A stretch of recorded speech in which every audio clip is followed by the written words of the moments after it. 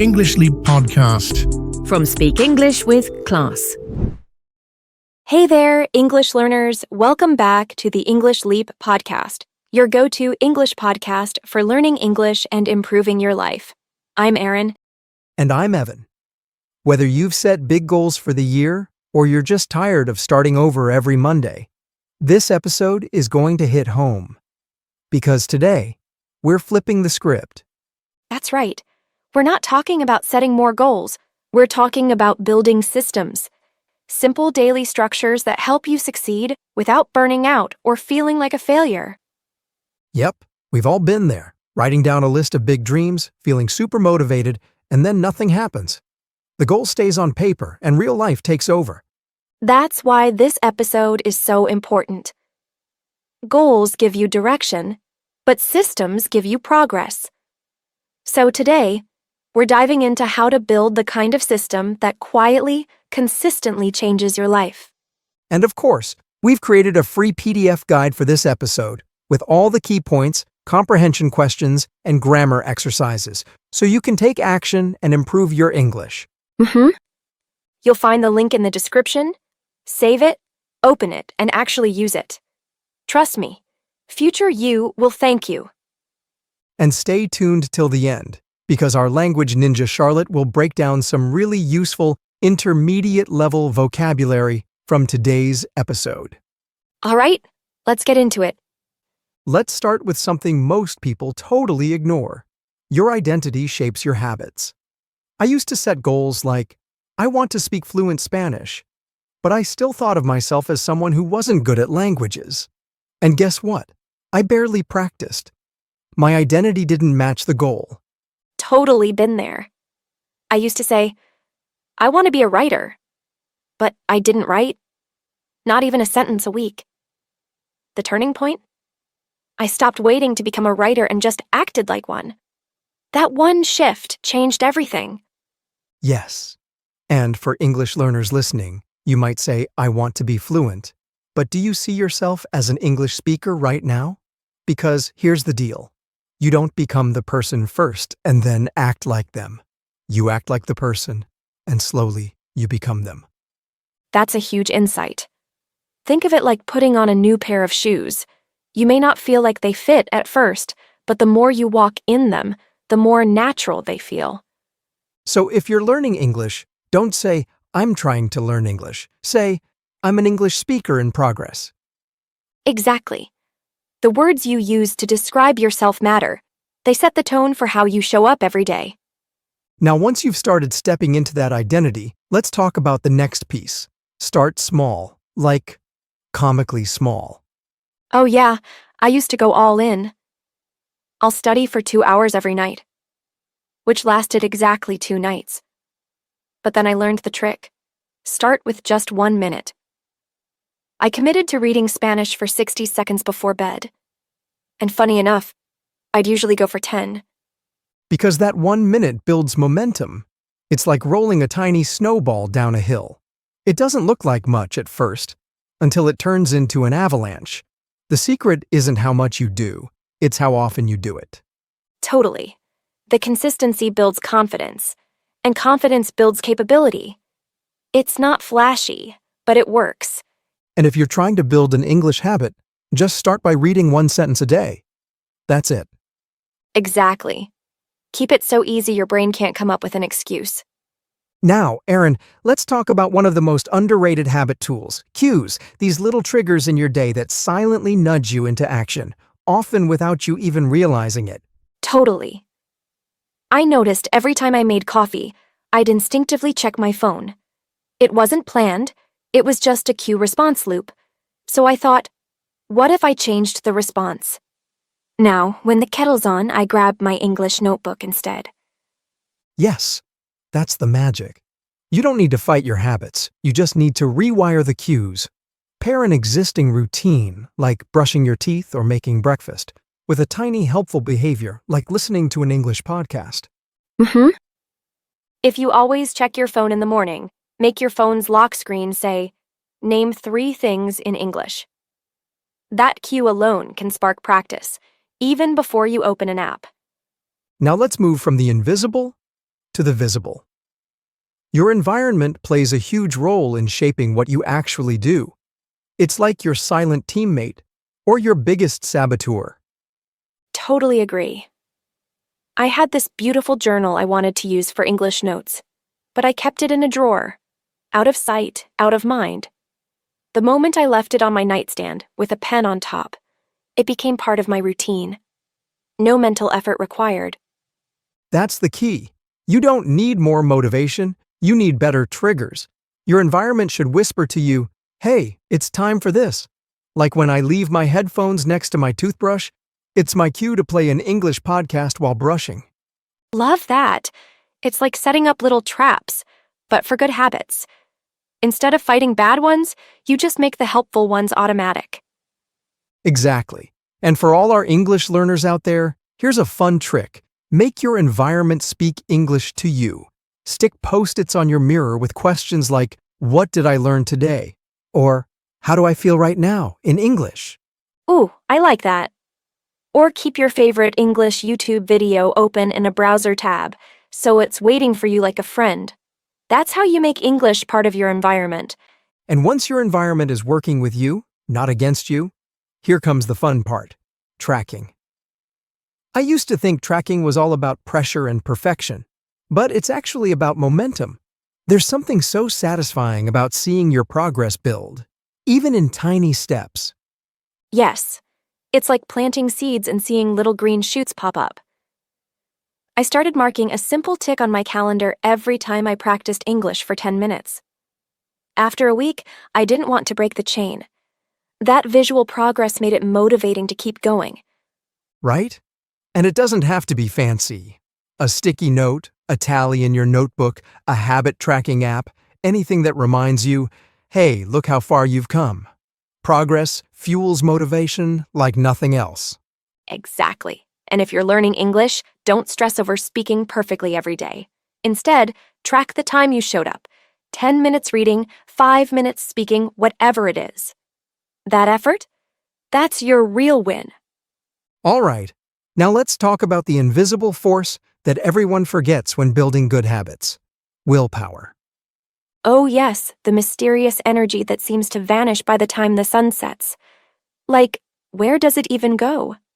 Seriously, willpower isn't endless. It's more like your phone battery.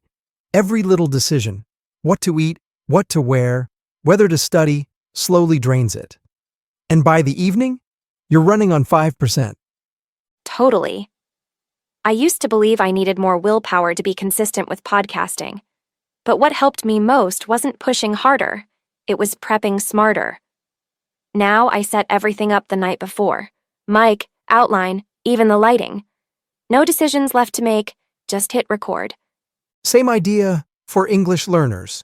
If you prep your tools the night before, your notebook, app, or even a sticky note with a sentence to practice, you're not depending on morning motivation. You're just following a path that's already there.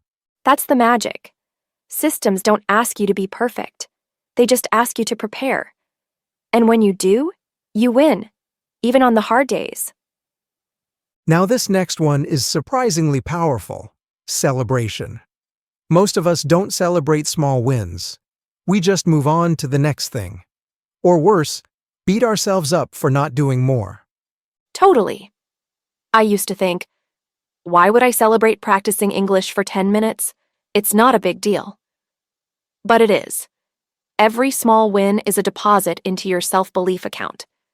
And when you feel good, you're way more likely to keep going. Exactly.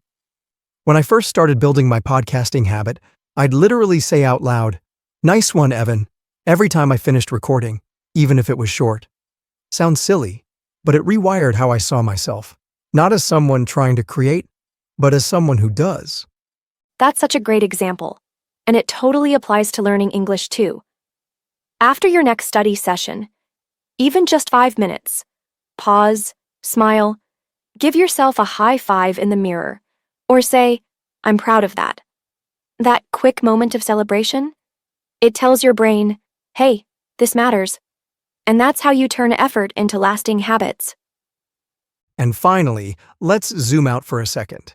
Systems are amazing, but they're even more powerful when they're connected to a bigger vision. I don't mean a perfect 10-year plan. I mean a direction, a feeling, a why. Yes, your vision is your internal compass. When I decided to improve my English years ago, it wasn't just about grammar. It was because I wanted to connect with people from around the world. That deeper why kept me going, even when progress felt slow. So true. Your system gets you through the day-to-day, but your vision pulls you forward when things get tough. That's what transforms effort into meaning. Right? And if you're learning English, do this for yourself. Write somewhere visible. Why do I want to speak English? Not just for a test or a job, but maybe to connect with people, to feel more confident, or to grow as a person. That emotional reason, it'll carry you much further than any goal ever could. So there it is. Systems over goals. They're not dramatic or glamorous, but they're steady, dependable, and honestly, they'll change your life if you stick with them. And now, let's pass the mic to Charlotte for your vocabulary breakdown, so you can sound smarter and build better systems. Charlotte, over to you. Hey everyone, it's Charlotte. Let's break down some useful words from today's episode so you can sound more natural and confident in your English. Ready? Let's go. Flip. Meaning, to turn or change something completely. Example, they decided to flip their living room layout for a fresh new vibe. Insight. Meaning, a deep understanding of something. Example, his conversation with the mechanic gave him valuable insight into how cars actually work.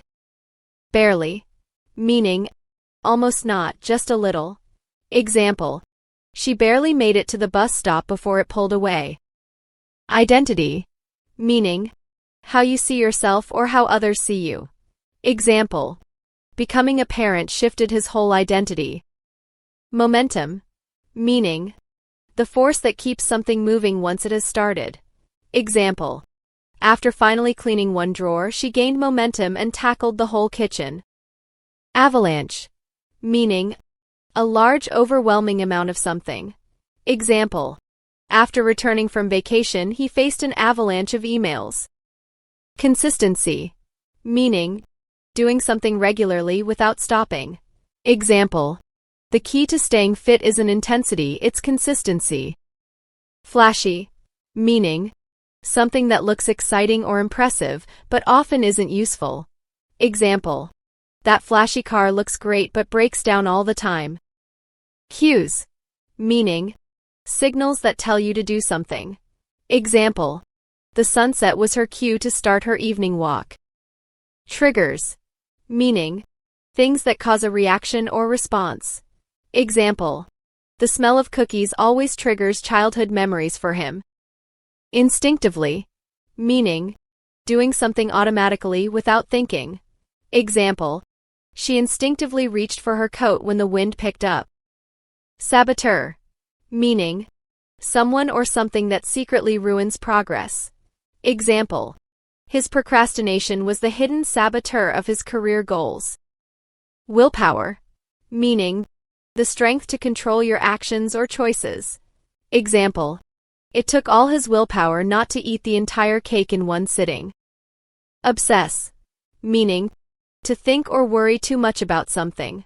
Example, she used to obsess over having a perfect accent, even though people understood her clearly. Outcome.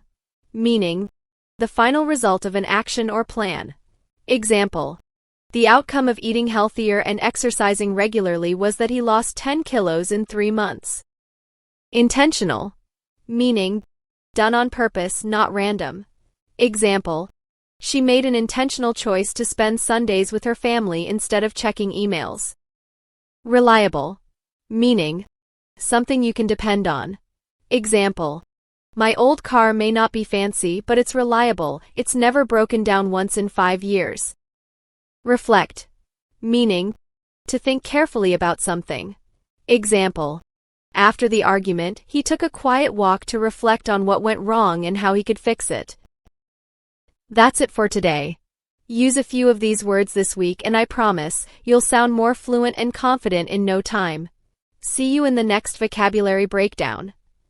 Thanks, Charlotte. That was super helpful. And that's a wrap for today. Keep practicing, keep building, and let your system do the heavy lifting. We'll see you in the next episode of the English Leap podcast. Take care and happy learning. Bye for now. Your progress doesn't end here. To continue advancing your English skills, click on the next video or explore the additional videos we've thoughtfully selected for you.